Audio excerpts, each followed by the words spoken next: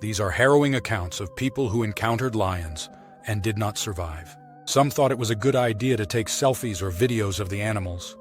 And then there were the people who looked after these animals from when they were cubs. They all believed they had a special bond with the lions, and they would be safe because the lions thought of them as family.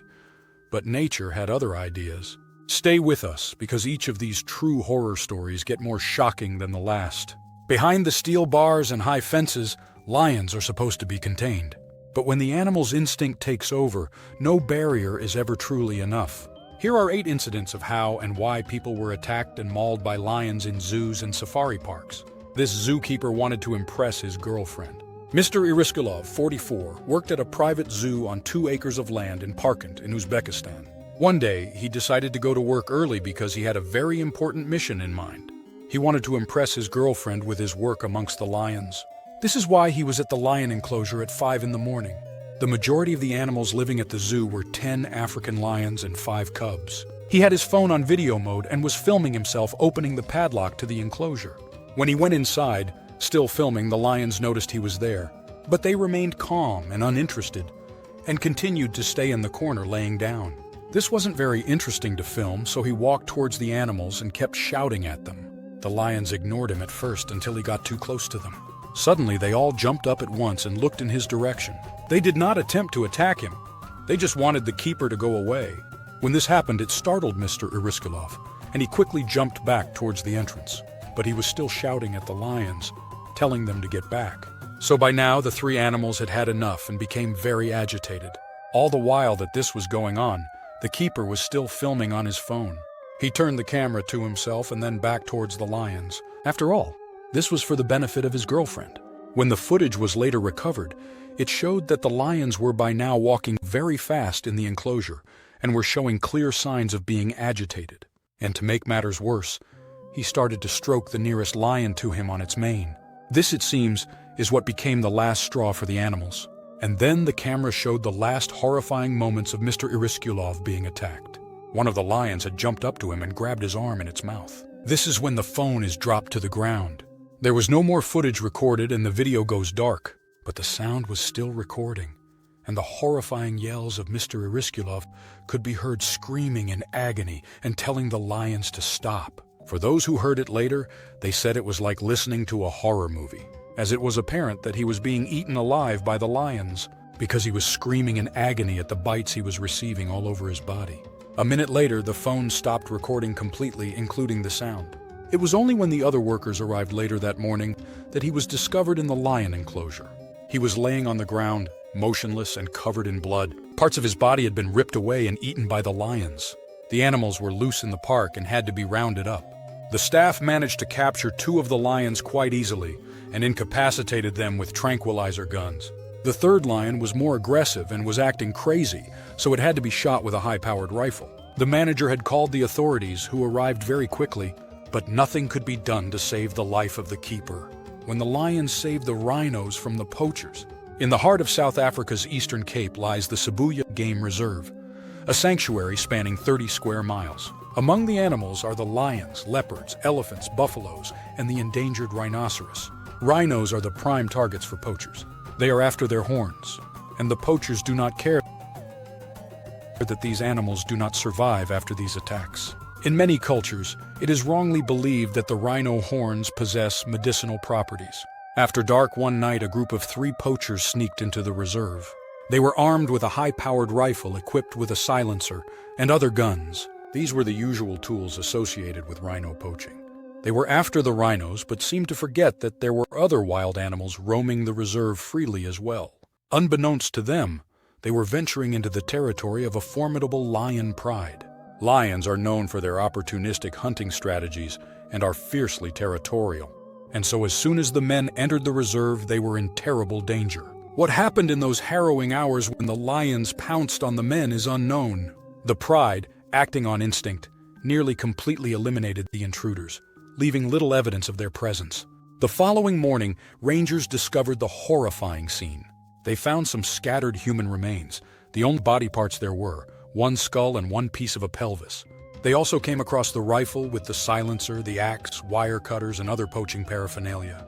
The only reason the rangers were able to state there were 3 missing hunters was that they also found 3 sets of shoes and 3 sets of gloves. A search helicopter was sent out over the reserve to locate any survivors, but none were found. It seems that the lions had got all the men who entered the reserve. Sibuya is one of the most popular game reserves in the South African province of Eastern Cape. But this also means that it is one of the most popular places for multiple break-ins by poachers in previous years. In 2016, 3 rhinos were shot by poachers and did not survive. They had broken into the reserve to cut off the animals' horns. For the following weeks, the reserve was inundated with inquiries about what happened to the lion pride that was responsible for the incident. People were concerned about the fate of the lions. The Sibuya Game Reserve made a statement that the animals would not be harmed. A zookeeper is mauled by a lion that he had raised since birth. Mr. Olawuyi was a man whose entire life revolved around caring for these wild animals, knowing that they could end his life in seconds. But he trusted these lions because he had brought them up since they were cubs. But what happens when that trust shatters? When the boundary between caretaker and predator is crossed in a heartbeat? This is a true horror story of Olabode Olawuyi, who loved the animals he had cared for and looked after for over 10 years. Obafemi Awolowo University is a respected institution in Nigeria and also has a small zoo on its premises. A place of curiosity for students, a symbol of education, and a workplace for a dedicated man named Olabode Olawuyi. As a veterinary technologist, he had cared for these lions since they were born nearly a decade ago. But on one tragic Monday, a true horror story unfolded when the line between caregiver and prey was violently erased. Witnesses reported that Olawuyi had entered the lion enclosure for what was a normal and routine feeding time. This had been the regular occurrence for over 9 years, and the lions recognized him and responded to his voice. They were always calm and docile as a bond of familiarity had been forged over time. But on this day, something went terribly wrong. One of the male lions had noticed a door had been left slightly open and took its chance to go through it and attack. Even though the lion had known only kindness from Mr. Olawuyi, it was also a wild animal of power and primal instinct. So in that moment, the lion could only see prey in front of him and proceeded to lunge at Mr. Olawuyi. In an instant, the lion had jumped onto his body, brought him down to the ground, and was attacking him by biting his neck. Work colleagues rushed to help him, but it was too late. By the time they reached him, the lion's predatory strength had already claimed his life. The campus community was stunned and horrified, a mix of grief, fear, and disbelief. How could a lion cared for so intimately turn so violently on the very man who had ensured its survival? Yes, questions lingered, but it was a tragic mistake, a lapse in concentration and caution. And this is what triggered the awakening of an instinct buried deep within the lion's nature. So this tragedy was the result of a simple human mistake. A door had been left unlocked due to a moment of distraction. Students and staff recalled Olawuyi's kindness, his dedication to the animals, and his willingness to share knowledge with those who visited the zoo. To them, the idea of such a brutal end was unthinkable. The vice-chancellor of the university, Professor Adebayo Simeon Bamir, expressed his sorrow and explained there would be a thorough investigation. In the aftermath of the incident, the university released a statement that the lion responsible had been put down. The man who entered a lion's den and never left. Imagine standing face to face with a 400-pound wild lion. You lift your phone for a selfie, and in less than 3 seconds, you're fighting for your life. It was September 23, 2023, at the Delhi National Zoological Park. A man made an unthinkable decision to climb into the lion's enclosure. The consequences were swift, and he did not survive. Delhi Zoo is a sprawling 176-acre facility in India. It had never seen such a terrifying lion attack before. The safety measures in place were rigorous. Towering barriers, deep moats, security guards, and constant surveillance. But no system is foolproof, and this was the case in this instance. It was no match for a man who was driven by depression and desperation. Mr. Maksud Singh was a 30-year-old man who was struggling with personal issues. He was in a job in a factory that only paid him a low salary of just $144 a month. The family consisted of his parents and younger sister and himself. They all lived in a cramped one-room apartment, and life was beginning to wear him down. Recently, his behavior had become erratic. He obsessed over wildlife documentaries and showed signs of deepening instability. On that fateful Tuesday morning, he left home as usual, and the family assumed he was heading to work as he always did. But Mr. Singh never turned up there. It was later established that he spent the morning wandering around the town, After a few hours, he bought a ticket to the zoo. That afternoon, the zoo was busy, as hundreds of visitors were there to enjoy looking at all the animals. A school group had gathered at the lion enclosure with the excited children standing around the secure viewing area. There were lots of other tourists there too, excited for a glimpse of these wild animals. But what they then saw was a true horror story that unfolded right in front of them. Mr. Singh was calmly removing his shoes and placed them neatly on the ground. Only a few of the visitors even noticed what he was doing at first. And when he started to climb the fence, some of them shouted at him to stop. The security guards ran towards him, blowing their whistles to get his attention. But he just calmly ignored them all. And by now he was methodically making his way past the second fence. Even at this point, he was still safe, because there was a deep 18-foot moat that protected him from the lions. But then came the moment that sealed his fate when he jumped into the moat. This is when the lion took notice. It was 8-year-old Cher, and it had been transferred to the zoo from South Africa for the breeding program. At first, he lay still, watching the man make his journey into the enclosure. But then, the lion's ears flattened and his tail dropped into a hunting position. This was a warning sign of a lion preparing to strike at its prey. But Mr. Singh was unaware of the danger as he took out his phone. He wanted a selfie with the animal, and this was all that he was focused on. The lion then moved at lightning speed, covering nearly 100 feet in under 3 seconds. The impact was devastating for the man as he was knocked over. The crowd of people screamed in horror. The group of school children were rushed away from the scene. Some of the adults were also hysterical and could do nothing to help, but others tried to distract the lion. But nothing could stop what happened next. The animal raised its paw and slammed it down right onto his body as the claws ripped into the flesh of Mr. Singh. And once he was helpless on the ground, the lion bit into his neck and snapped it instantly. The lion then proceeded to drag his lifeless body towards its den. As all this was happening, chaos erupted around the enclosure. Security guards had arrived within minutes, but it was too late.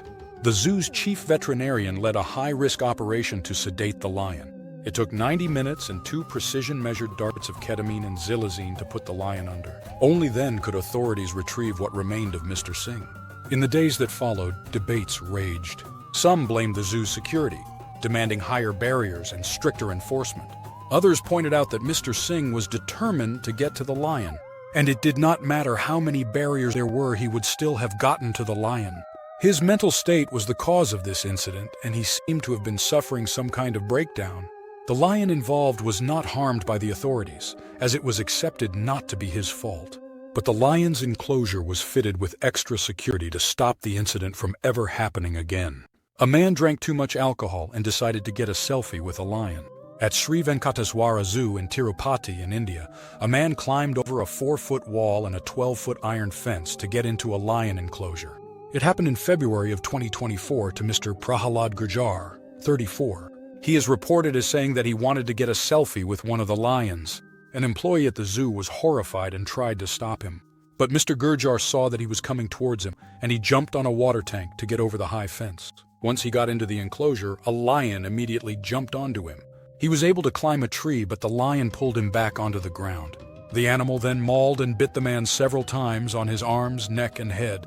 The handlers managed to get the 3 lions back into their cage and away from his body. Even though it took only about 15 minutes for the lions to be secured in a cage, they were too late to save the man's life. Attacked by a lion he had reared since it was a cub. Mr. West Matthewson, 69, lived at Lion Tree Top Lodge in South Africa. In 2020, he was walking his 2 white lions around the property. This was his regular routine with these 2 animals that he had reared since they were cubs.